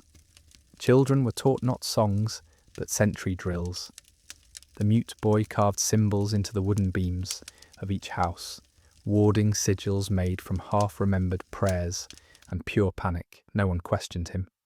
You and the girl hunted together now, not just for food, for signs, and 3 weeks in, you found it. A rabbit, nailed to a tree, not killed for meat, for message. Its eyes removed, its mouth stitched shut. You stared at it too long, because the needlework was familiar. You'd seen it before, on thralls, on collars, on victims turned into warnings. She was practicing, and someone was teaching her. The girl beside you whispered, "She's becoming them." You wanted to argue, but you couldn't, because part of you understood. You returned to the village with the rabbit wrapped in linen. You didn't show the children. You didn't need to. The air told them everything. And still life crept on. Spring threatened the snowbanks. Birds returned confused. The livestock mated without fanfare. But the people, they stopped talking about victory. They started talking about readiness. And that's when the girl made a decision. "I'm going to find her," she said, "before they unmake her." You didn't ask how or where. You just said, "I'm going too." The villagers gathered again. Less people now. Some had left. Some had died. Some had simply stopped speaking. You stood before them, the girl at your side. "We're not abandoning you," she said. "We're protecting the part of you they want to steal again." The old man with the scarred son stepped forward. "You'll bring her back?" "No," the girl answered. "We'll bring what's left of her back." He nodded. It was enough. The next morning before dawn, you left, not with fanfare, not with farewell, just with fire in your hands and cold in your lungs. And as you passed the spot where the cages once stood, the place where voices had frozen in place, where blood had steamed in the snow, you paused, she did too, and she said, "Do you think she remembers this place?" You looked up and said, "I hope not."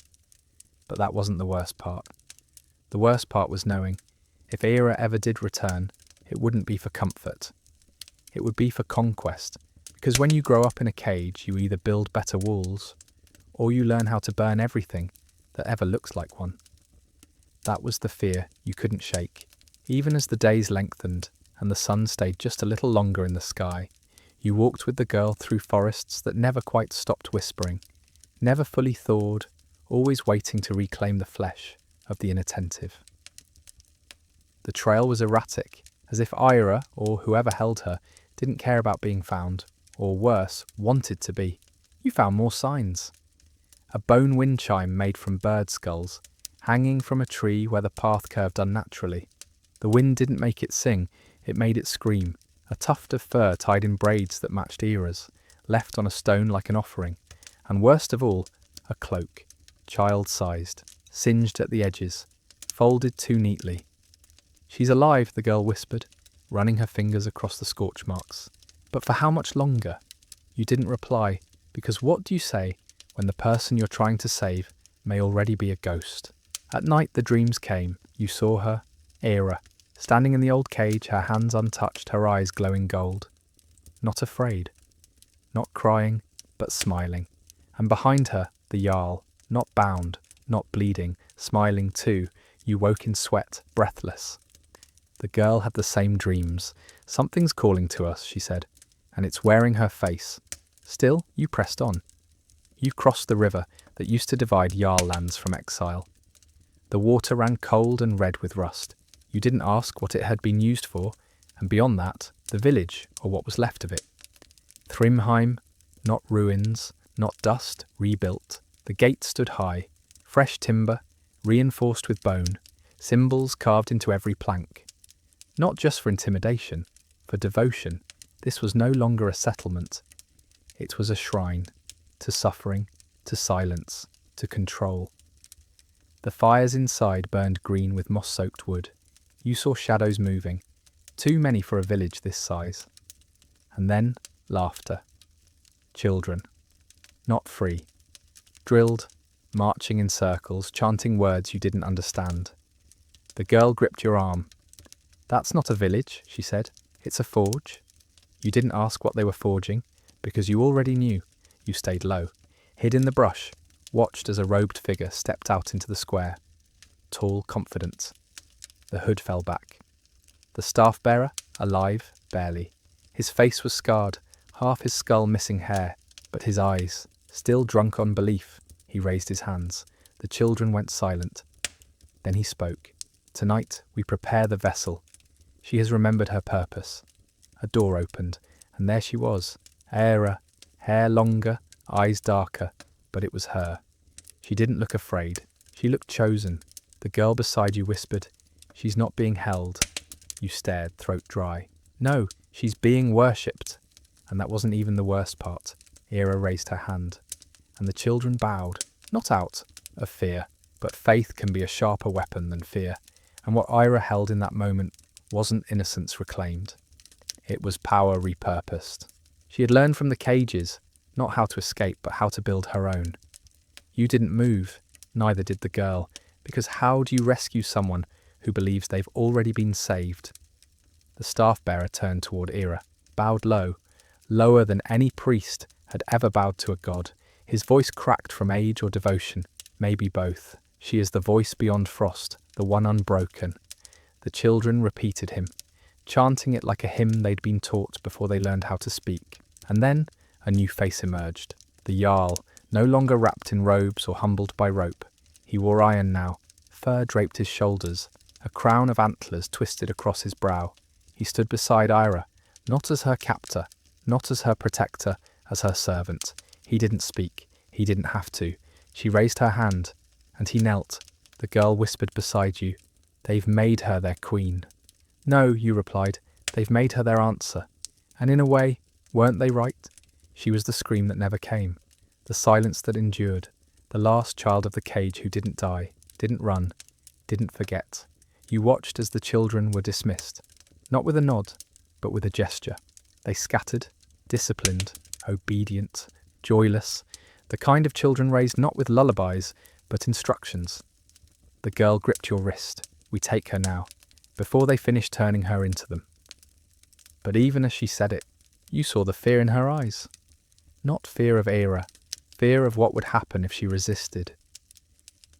You waited until dusk. The fires burned low, casting green shadows across snow. Then you moved.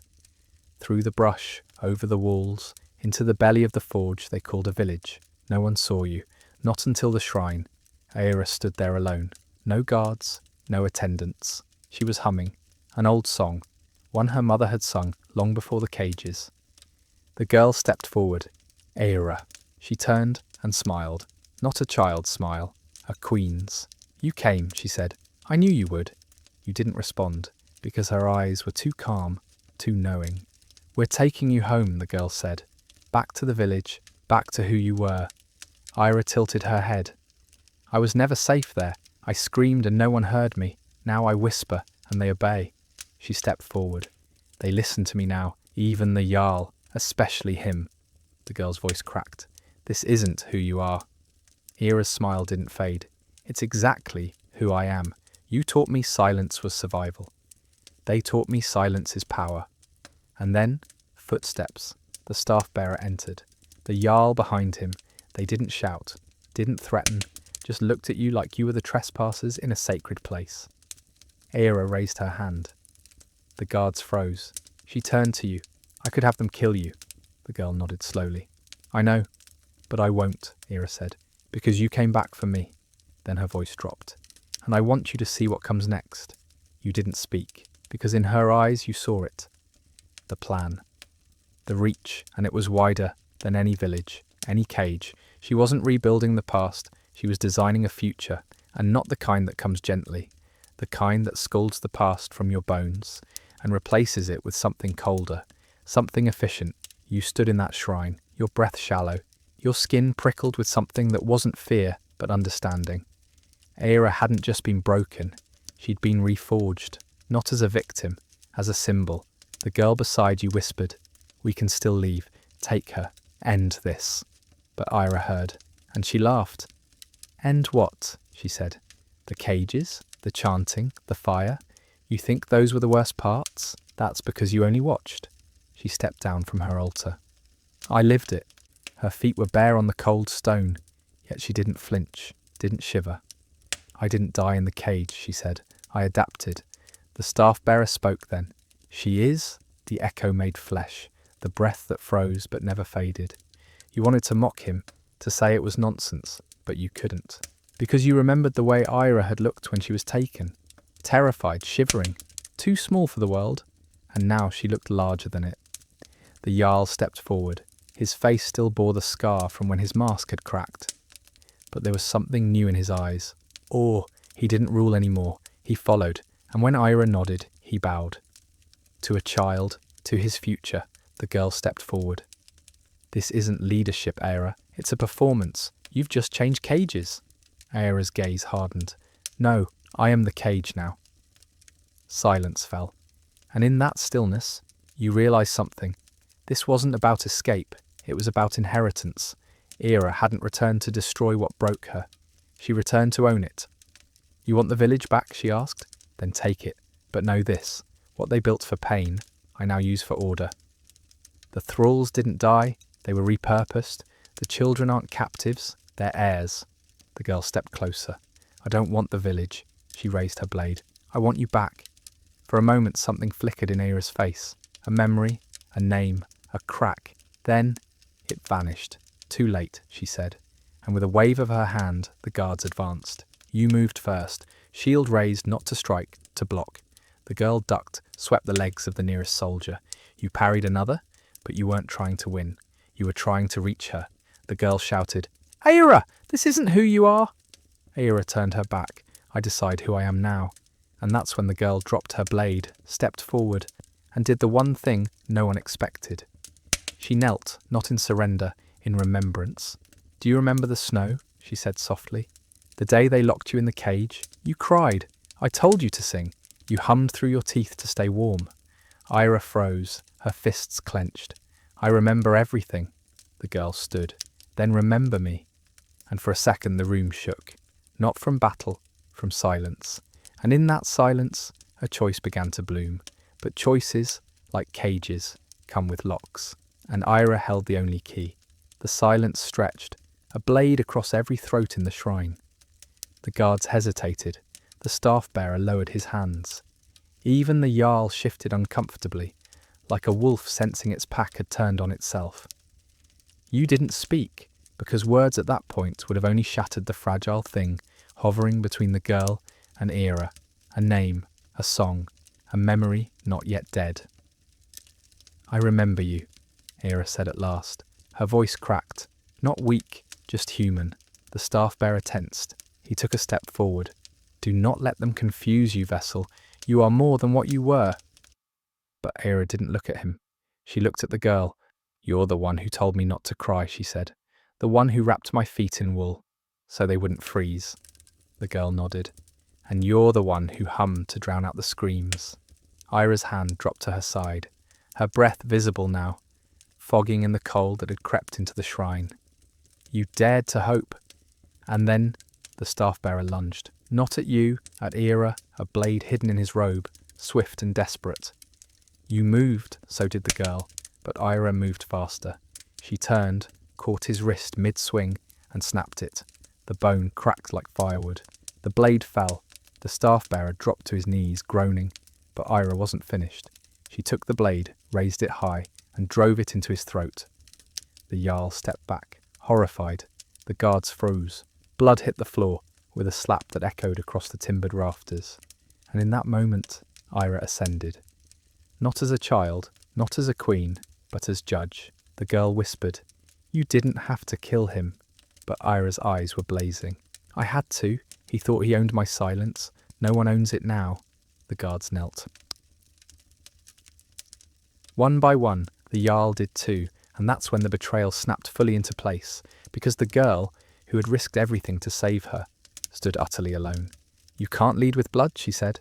Era laughed, wet with sorrow. "You taught me. That's the only way they listen." And just when it couldn't get more tragic, she looked at you. "I know you're wondering if I've lost myself."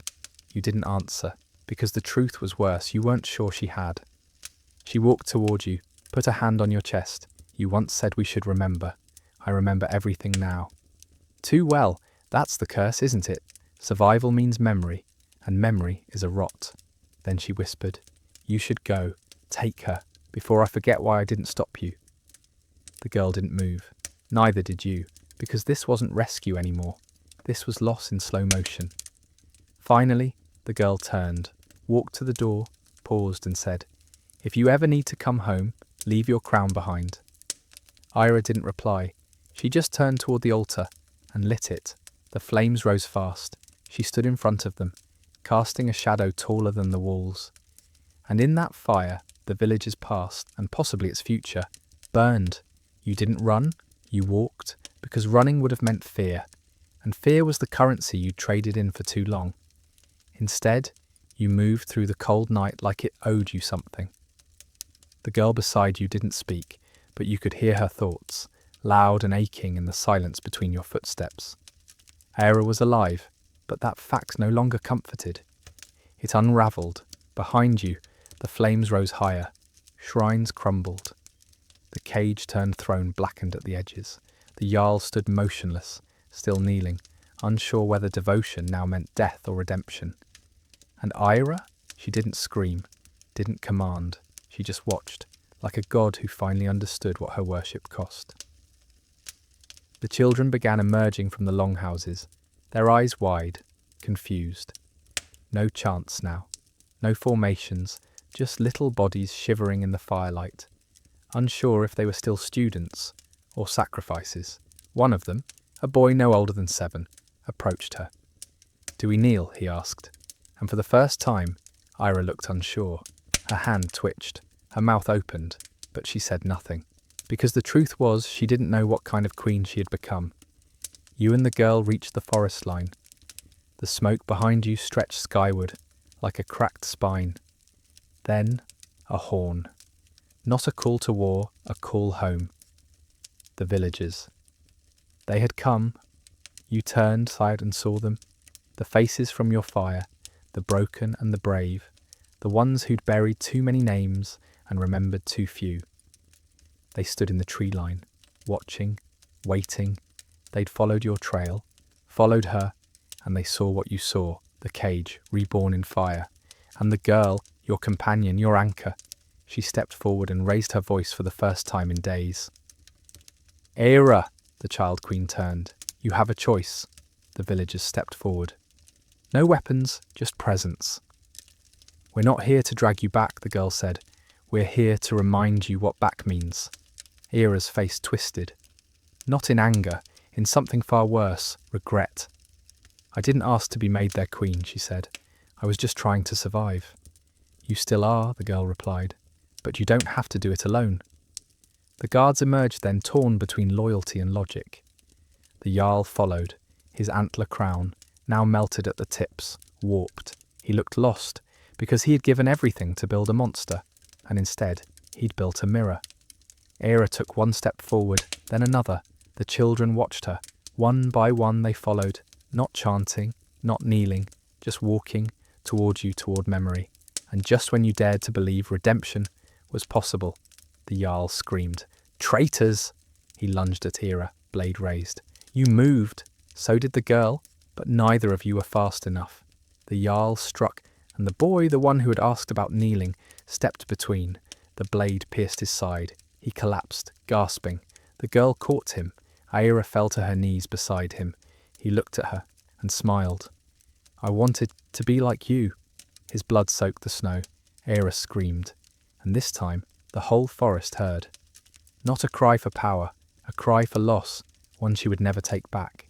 The sound hung in the cold, like it belonged there, sharp and hollow, echoing between the trees that had once kept secrets, and now bore witness.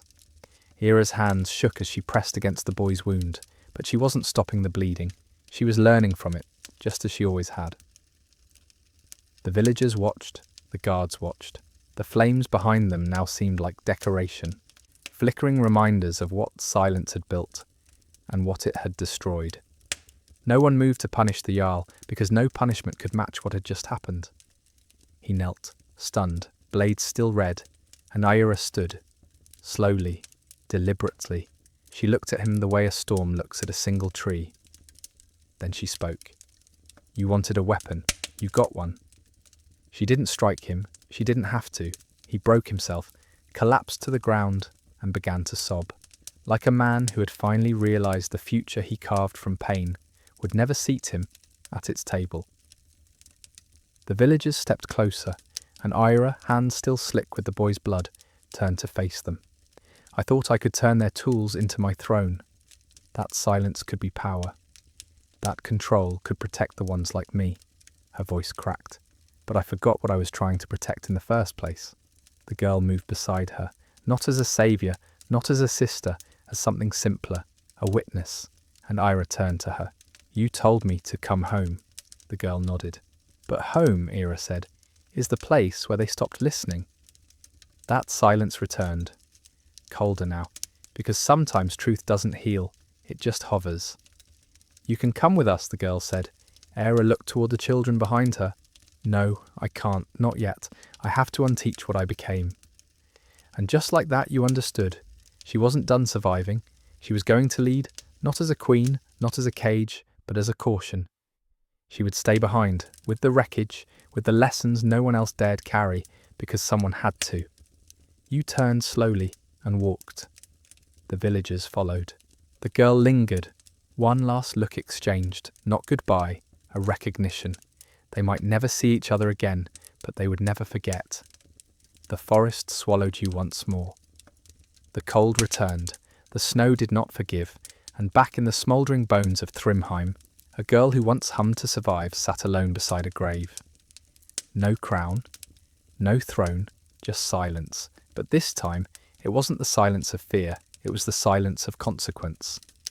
They say cages break people, but some people, they become the cage, and others, if they're lucky, learn how to break the cage open from within.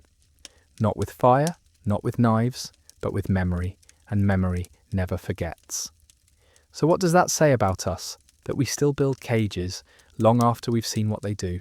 That we still worship survival, even when it comes soaked in blood, or that maybe, deep down, we all know. The worst prisons are the ones we build from our own silence.